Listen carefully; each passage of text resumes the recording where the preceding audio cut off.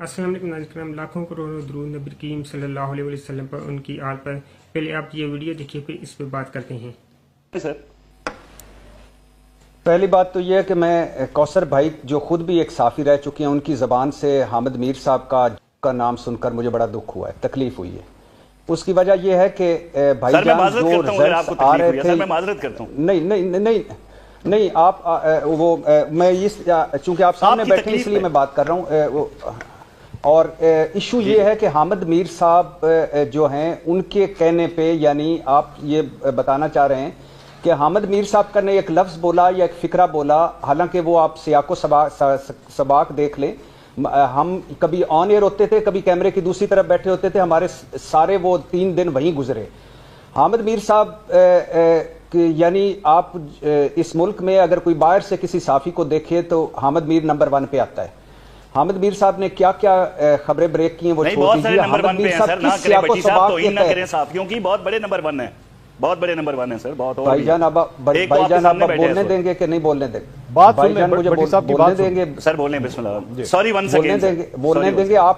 आपकी फहरिस्त हो सकती है, मंसूर भाई की अपनी फहरिस्त हो सकती है, मेरी अपनी फहरिस्त हो सकती है, राय है ना। तो पहली बात तो यह है कि हामिद मीर साहब ने किस सियाको सबाक के जरिए कहा था? पता है क्या हो रहा था उस इलेक्शन में? पता है किस तरह रिजल्ट पाकिस्तान तरीके इंसाफ के आ रहे थे, कितनी सीटों से लीड कर रही थी? पता है फिर सहूलतकारी कैसे हुई? पता है फिर रिजल्ट कैसे लेट हुए?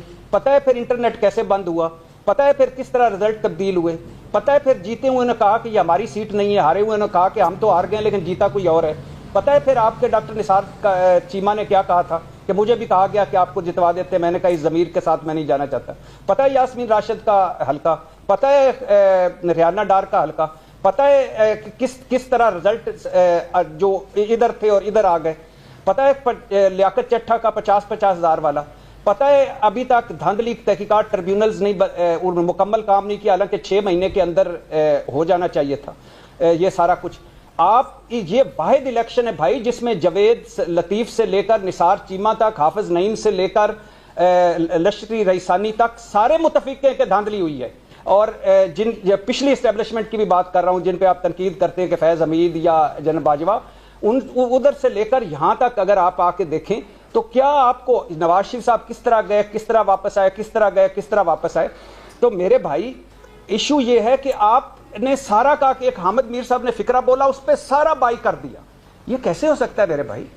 Election commission Sikandar Sultan Raja, election commission पूरा मौजूद, आरओज पूरे मौजूद, सारे हामिद मीर साहब को सुन रहे थे कि अब वो की कहेंगे तो असं की करेंगे। और दूसरा और इंटरेस्टिंग बात ये है कि एक हामिद मीर साहब के जुमले से जो है पूरा इलेक्शन इधर से उधर चला गया।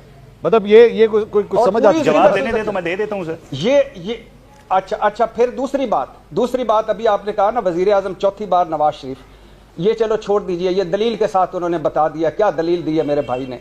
अच्छा, गोली नहीं चली, मैं रात गए वहीं था, अता तारड़ साहब, और गोली चली, हवाई फायरिंग हुई, इसाक डार साहब। आप मुझे बताएं इनमें से कौन सी फेक न्यूज़ है?